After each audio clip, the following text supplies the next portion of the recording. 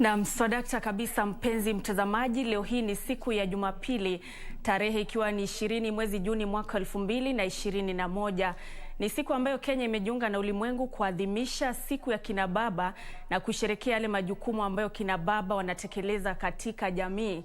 Karibu sana kwenye Darubini ambapo tumekuandalia taarifa hiyo na mengineyo, lakini hebu kwanza tupate vidokezo.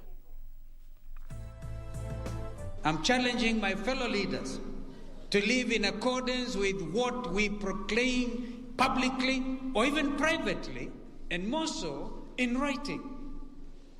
Yani ukiandika sahihi yako mahali usema hii ni coalition agreement kama ya NASA, coalition agreement ya Jubilee na wale wengine, then you live by that, particularly where there's a written commitment. Kiongozi wa chama cha Wiper Kalonzo Musyoka amlaumu Raila kwa kutoheshimu mikataba ya kisiasa. Mwanamume awadunga kisu watoto wake wawili katika kaunti ya Nyandarua kufuatia mzozo wa nyumbani. Na siku ya kina baba yaadhimishwa kote duniani kwa njia tofauti.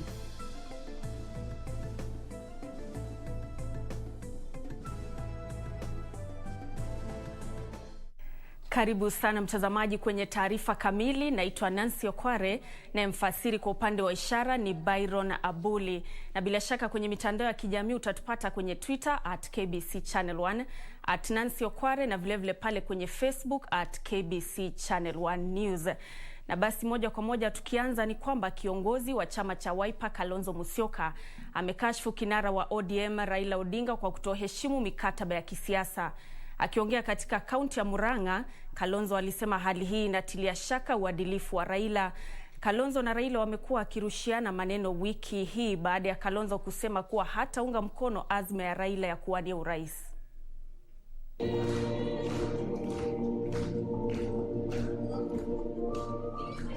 Mimi siwezi kurudi nyuma. Na ndio hapa mimi niombewe, siwezi kurudi nyuma. That's the most important thing. And by the way, mmesikia nimebweka.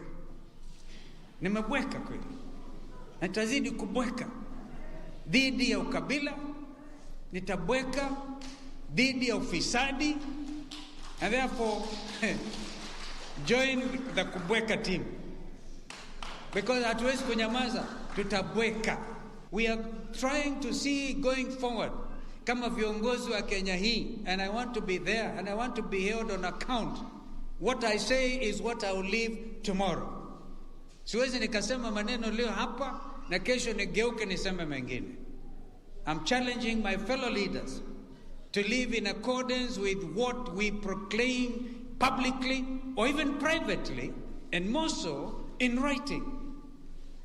Yani ukiandika sahihi yako mahali usema hii ni coalition agreement kama ya NASA, coalition agreement ya Jubilee na wale wengine, then you live by that, particularly where there's a written commitment. And I will insist, written commitment.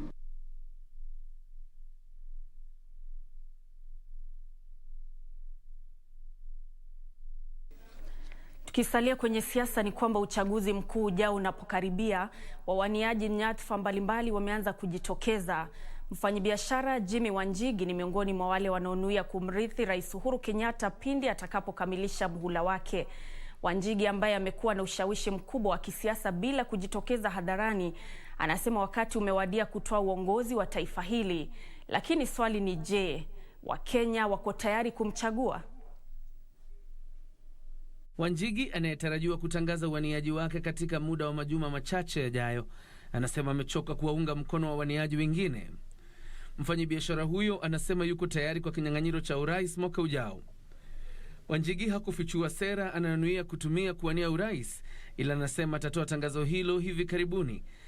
Lakini wachanganuzi wanaamini kwamba atatumia swala la uchumi wa taifa kwa vile yeye ni mfanyabiashara aliyebobea. Jimmy is disrupting the status that has been there.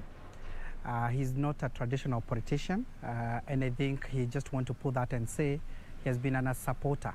He's an ardent supporter of all the politicians. He's a state investor. That's what we would call them.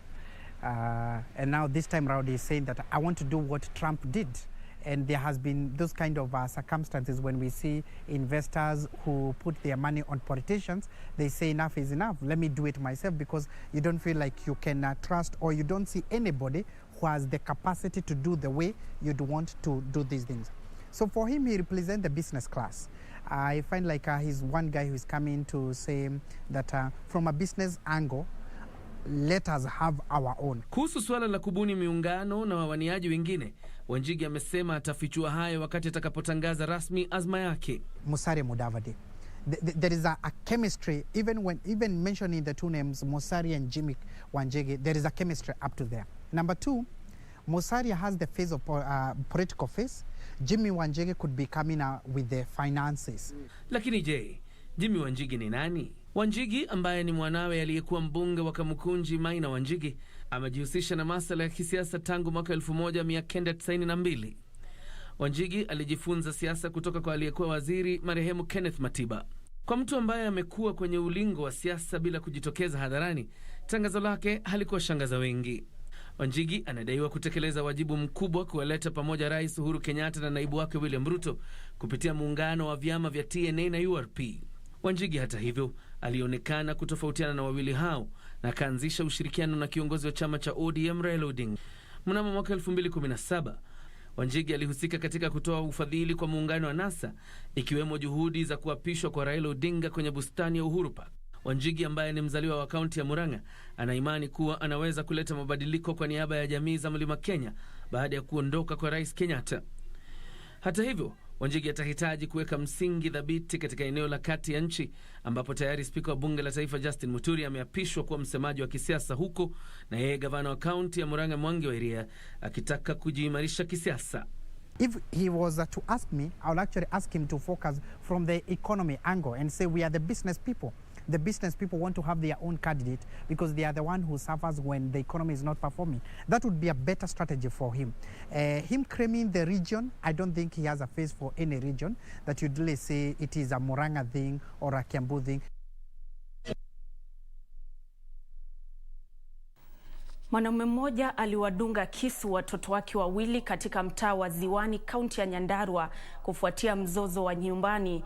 Ken Mburu aliyejaribu kujitoa uhai kwa kujidunga kisu kabla ya kujaribu kuteketeza nyumba yake amelazwa hospitalini na atafikishwa mahakamani hapo kesho. Watoto hao wa umri wa mwaka 1 na miaka 7 wanauguza majeraha baada ya kudungwa kisu na baba yao kufuatia mzozo wa kinyumbani. Inasemekana Ken Mburu aliwadunga kisu watoto hao kabla ya kuwasha moto nyumba na kujaribu kujitoa uhai kwa kujidunga kisu tumboni.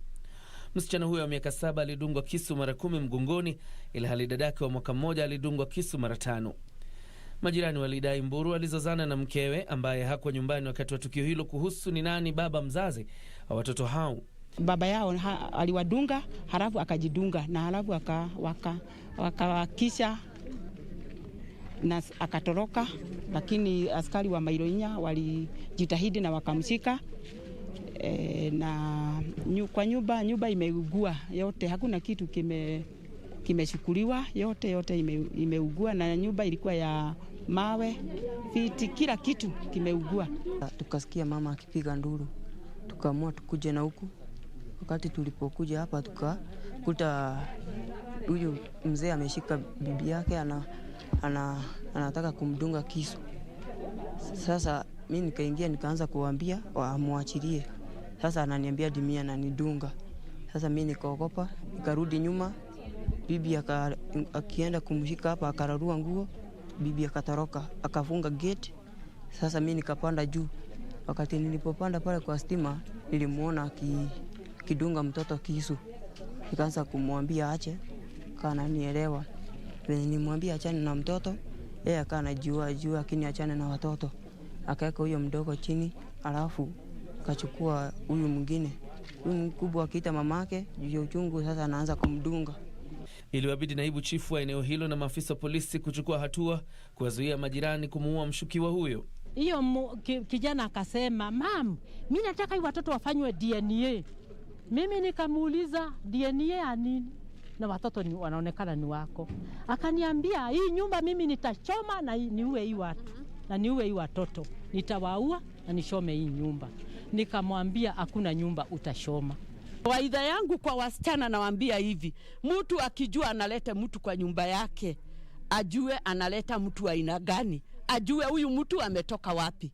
Kwa sababu huyu umekuja umeweka kwa nyumba yako, anakusikilia wivu. Ukitenda kitu kidogo anaona sasa unamfanya madharawati kwa sababu yeye ndio mwenye nyumba. Tukio hilo lilichukua mwelekeo mpya pale gari la wazimamoto wa kaunti ya Nyandarua lililokuwa likielekea eneo hilo kuzima moto huo lilipoanguka kwenye barabara ya kutoka Nyahururu kuelekea Olkalao, ambapo dereva alipata majeraha. Tunataka kushukuru serikali ya Nyandarua ambayo walisikia hiyo kisa, wakatupatia gari yao ikuja itusaidie mambo ya kupima moto, na moto imepimwa. Lakini kwa bahati mbaya gari hiyo ya Nyandarua nikitoka huko tu kufuka mto nikakuta imeanguka, na imeanguka vibaya, na nasema pole kwa watu wa Nyandarua.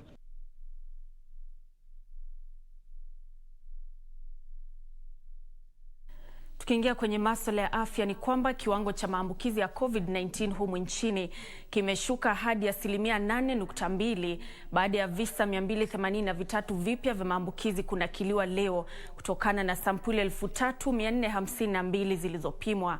Kaunti ya Nairobi inaongoza kwa maambukizi mapya ikiwa na visa 88, huku kaunti nyingine zilizotangazwa kuwa vitovu vya ugonjwa huo humu nchini zikiendelea kunakili visa vingi. Aidha, wagonjwa wengine 9 wamefariki kutokana na virusi vya korona. Takwimu za Wizara ya Afya zinaashiria kwamba watu 283 zaidi wamebainishwa kuugua ugonjwa wa COVID-19 kutokana na sampuli 3452 zilizopimwa. Idadi hiyo inawakilisha 8.2% ya maambukizi ikilinganishwa na 11.8% iliyonakiliwa jana. Kati ya visa vipya vilivyonakiliwa leo, kaunti ya Nairobi inaongoza kwa visa 88. Maambukizi mapya bado yamekithiri katika baadhi ya kaunti zilizoorodheshwa miongoni mwa zile ambapo ugonjwa huu unasambaa kwa kiasi kikubwa. Kaunti ya Kisii inaongoza kwa visa 33 ikifuatwa na kaunti ya Kisumu kwa visa 24, kaunti ya Siaya kwa visa 15 na kaunti za Homa Bay na Busia kwa visa 10 kila moja. Maeneo ya ibada katika kaunti hizo yalisalia kufungwa hii leo kuambatana na masharti mapya yaliyotangazwa na serikali juma hili. Ukiona supermarket ndio mahali watu wanajazana, inafanya kazi. Ukiona matatu bado sinabeba watu, na ni masaa 6 kutoka Nairobi mpaka Kisii, ama masaa 7, na kanisa inamaliza 1 hour. Na ukiona masoko kama hapa kwetu asijafungwa. The message was given by the Council of Governors, and yet we have the Interfaith Council whose members always give us guidelines. This one was given abruptly. We have not heard what the Interfaith Council says. And then on the ground, when the governors met, it could have been kind for the government to let the church be involved to give our views what we think is on the ground. Jumla ya vifo vilivyosababishwa na ugonjwa wa COVID-19 humu nchini imefika 3456 baada ya wagonjwa 9 zaidi kuaga dunia. Wagonjwa 1106 bado wamelazwa hospitalini, huku idadi ya walio kwenye vyumba vya wagonjwa mahututi ikifika 99. Wagonjwa wengine 5488 wanaendelea kupokea huduma za matibabu wakiwa nyumbani. Kufikia leo, dozi zaidi ya milioni 1 za chanjo dhidi ya COVID-19 zilikuwa zimetolewa, 1888, 364 zikiwa za awamu ya pili. Basi mtazamaji, baada ya taarifa hiyo napata fursa ya kupumzika, lakini bado kunao mengi ambayo tumekuandalia hapa kwenye Darubini Wikendi. Endelea kutuma jumbe zako kuhusiana na jinsi ambavyo unamsherekea babako leo hii, ikiwa ni siku ambayo ulimwengu unaadhimisha siku ya kina baba. Ria Collins pale kwenye Facebook anatazama kutoka Malindi na anamkumbuka babake Dickson Ria Kutaka. Mtazamaji, endelea kutuma jumbe zako, tutakuwa tunasoma baadhi, lakini kwa sasa tupumzike.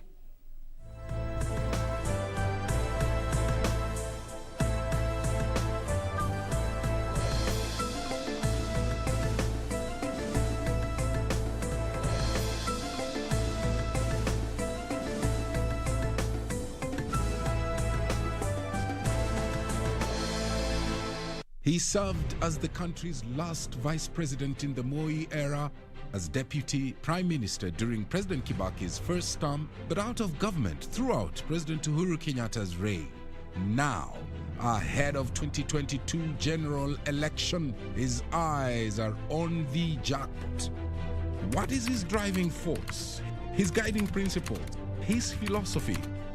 Wycliffe Musalia Mudavadi on The Perspective this Monday, only on KBC Prime Edition.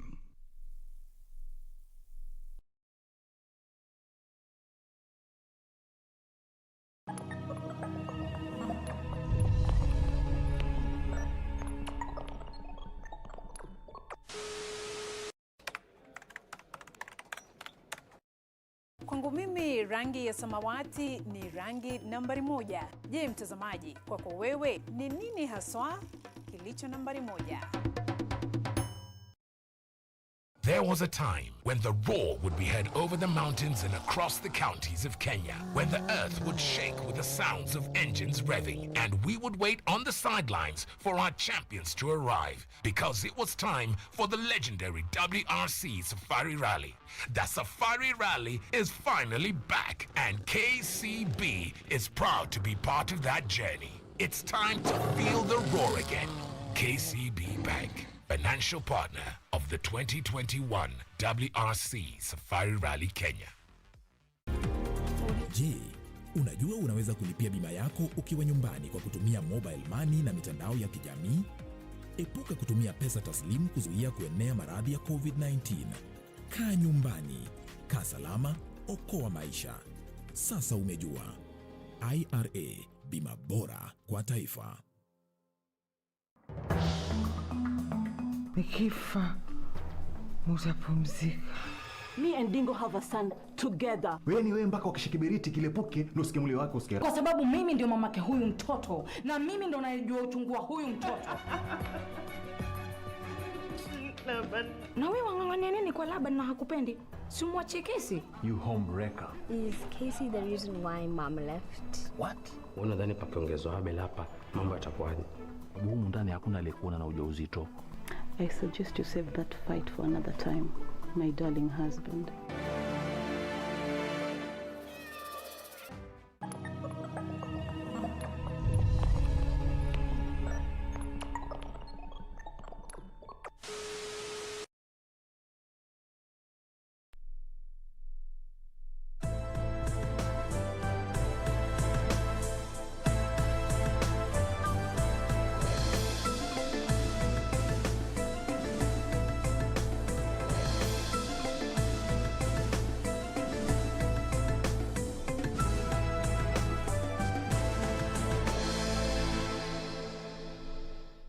Shukran sana mtazamaji kwa kuendelea kuwa nasi hapa kwenye Darubini Wikendi.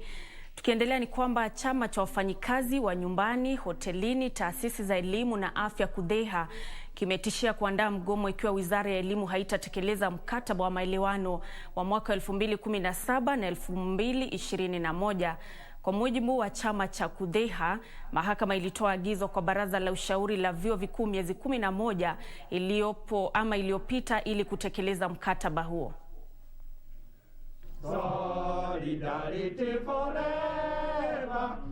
Chama cha wafanyikazi wa nyumbani, hoteli, taasisi za elimu na afya KUDHEIHA kinaitaka serikali kuashiria ni lini itatekeleza mkataba kuhusu malipo ya malimbikizi ya mishahara ya jumla ya shilingi bilioni 7.2 kwa wanachama wake.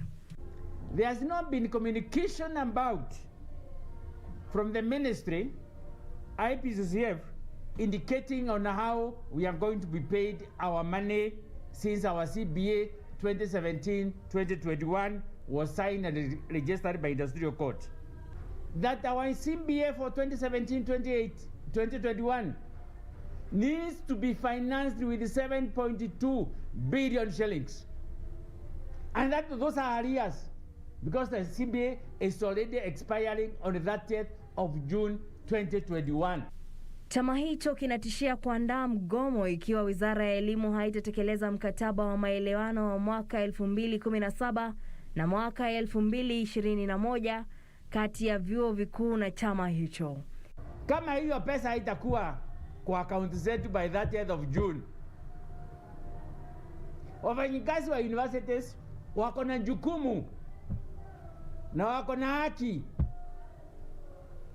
ya kutenda yale yanatakiwa kutenda kikatiba, na katiba yetu inazokwambia section 41 lazima tuendelee na majadiliano, na wakati majadiliano itakuwa haiwezi kuendelea, kuna kitu kinaitwa right of strike. Sisi hatutaki kwenda mgomo, lakini tunadai haki yetu, na haki yetu ni 7.2 billion shillings. Sisi tuko na haki ya kwenda mgomo wakati wowote, na tutafuata taratibu yote ile inatakikana kikatiba.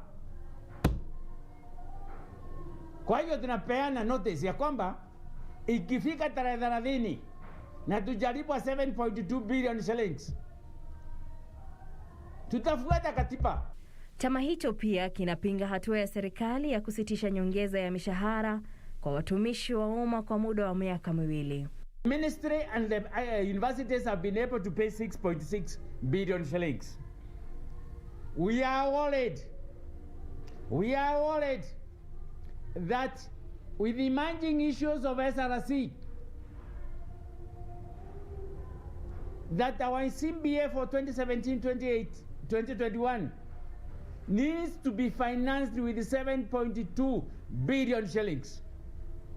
And that those are arrears, because the CBA is already expiring on the 30th of June 2021.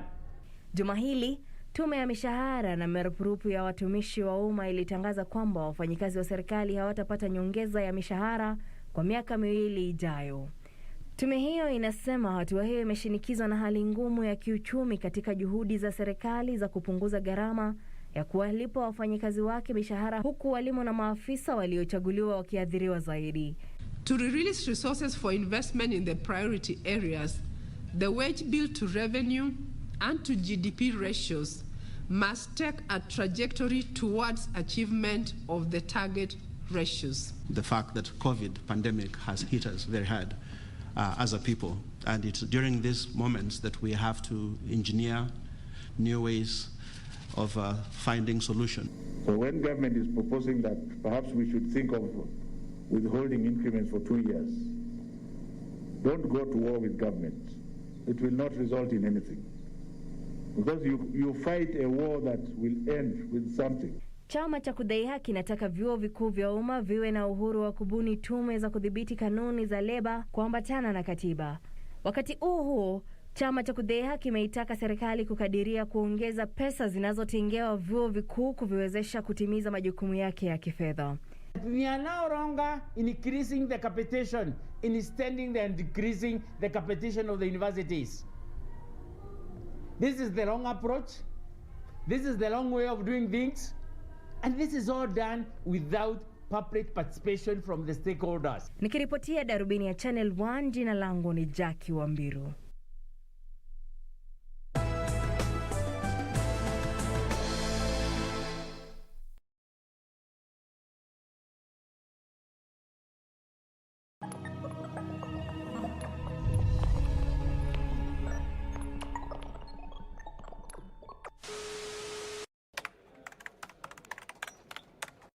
Kwangu mimi mtazamaji, kinywaji changu nambari 1 ni kinywaji cha chai. Kwako wewe ni kipi ambacho ni nambari 1?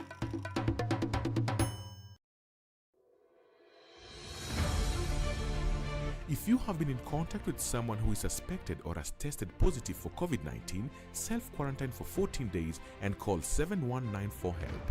Self-quarantine restricts movement and the spread of the disease and protects your family, friends and community from being infected. During self-quarantine, you are advised to stay in a separate room, disinfect surfaces and clothing with appropriate disinfectant, avoid sharing household items, including utensils, towels and beddings, do not receive visitors, wear an appropriate face mask if you must be around other people. COVID-19 is preventable.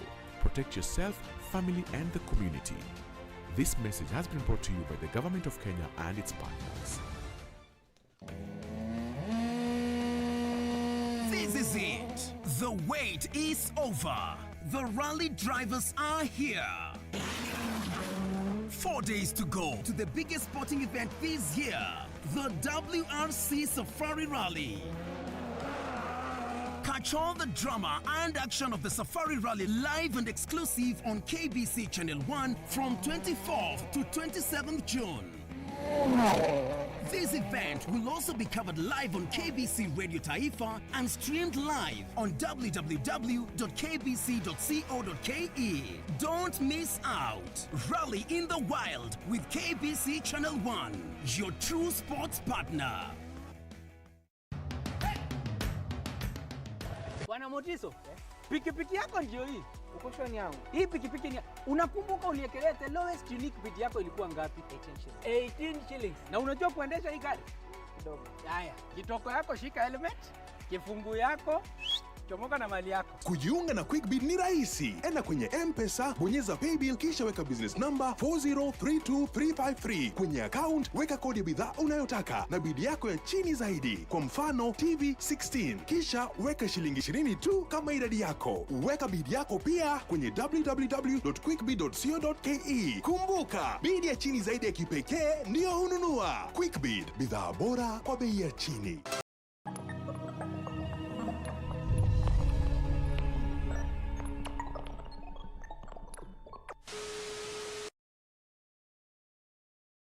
Served as the country's last vice president in the Moi era, as deputy prime minister during President Kibaki's first term, but out of government throughout President Uhuru Kenyatta's reign. Now, ahead of 2022 general election, his eyes are on the jackpot. What is his driving force? His guiding principle? His philosophy? Wycliffe Musalia Mudavadi on The Perspective this Monday, only on KBC Prime Edition.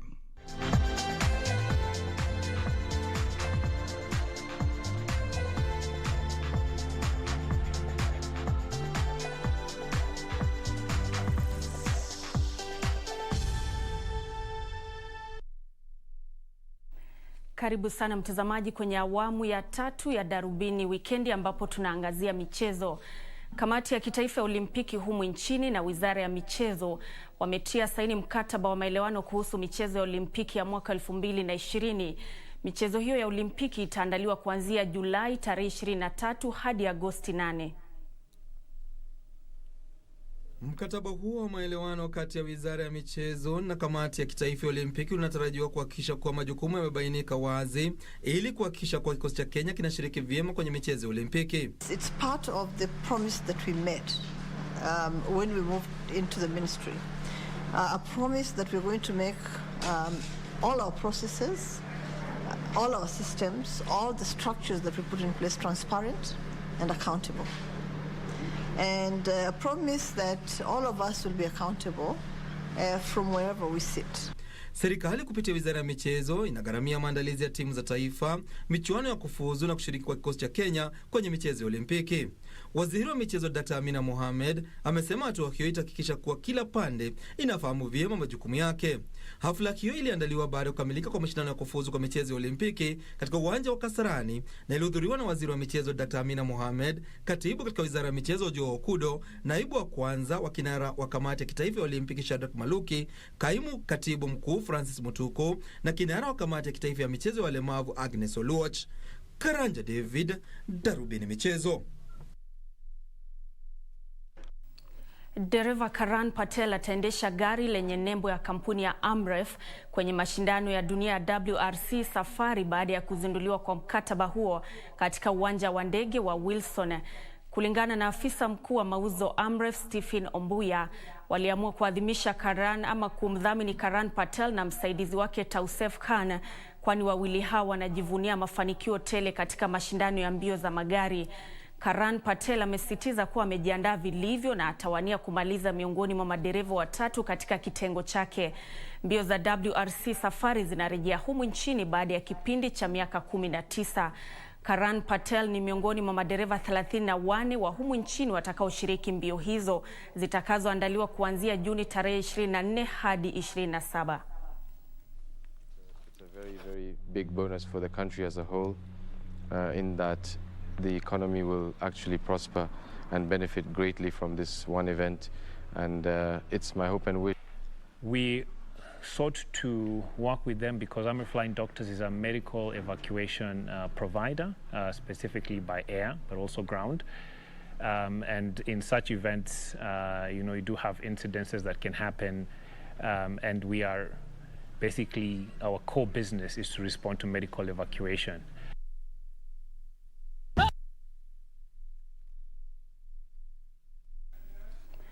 Michezo inayoandaliwa na chama cha wanafunzi wa vyuo vya upili ama vya upili tawi la kusini mwa Nairobi ilirejelewa wikendi hii baada ya kusitishwa kwa muda kutokana na janga la COVID-19. Kwenye mechi za ufunguzi, chuo kikuu cha ZITEC kilishinda TUK mabao 3-0 katika soka, huku chuo cha Multimedia kikishindwa mabao 2-1 na ZITEC nayo ikailemea TUK bao 1-0. Katika mpira wa wavu, Multimedia ilishinda Strathmore alama 63-49, nayo ZITEC ikaishinda Multimedia alama 62-22 katika kitengo cha wanaume. Katika kitengo cha wanawake, ZITEC ilishinda TUK kwa alama 48-23. Michezo hiyo ilishuhudia idadi ndogo ya washiriki kwa sababu ya vikwazo vilivyowekwa vya kukabiliana na msambao wa COVID-19, huku msimu wa michuano ukitarajiwa kukamilika mwezi Agosti. And we are beginning with the 2 clusters. We will be doing them on intervals. So this first weekend we had soccer, basketball and hockey. But hockey, it was suspended for some reasons, technical reasons. And then as from next weekend, we'll be having handball, volleyball and netball.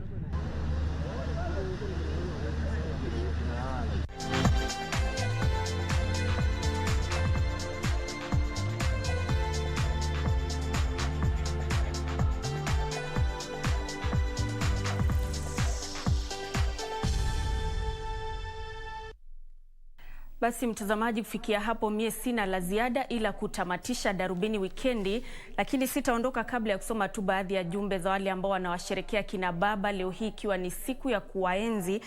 Tunaye Said Mwijaa Faki anatoka kutoka County 001. Vilevile John Mungasia anamsherekea, ama Elvis Aldla anamsherekea babake John Mungasia na Jackson Memba. Vilevile Eze Hari kutoka Kwale anamkumbuka babake Naftal Mwagumba.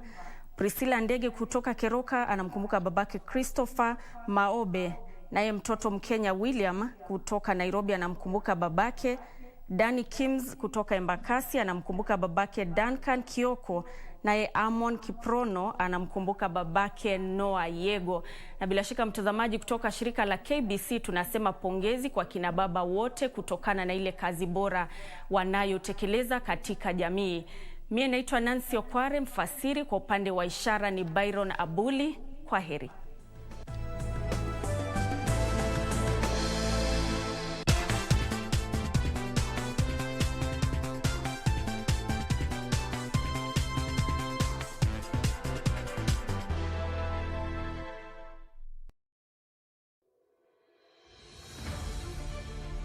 If you have been in contact with someone who is suspected or has tested positive for COVID-19, self-quarantine for 14 days and call 7194 for help.